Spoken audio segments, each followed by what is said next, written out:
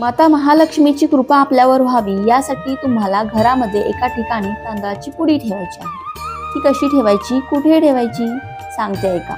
धनवृद्धीसाठी एक उपाय सांगितला जातो आणि तो म्हणजे दर शुक्रवारी एक लाल कापड घ्या, त्यात मुठभर तांदूळ घ्या आणि त्या कापडाची पुरचुंडी बांधून तिजोरीत ठेवा किंवा जिथे कुठे तुम्ही पैसे ठेवता तिथे ठेवली तरी चालेल। धान्य हे देखील वैभवाचं लक्षण आहे। धान्याच्या बरोबर धनाचीही वृद्धी व्हावी अशी त्यामागची संकल्पना आहे। त्याबरोबरच रोज महालक्ष्मी अष्टकाचा पाठ नक्की करा।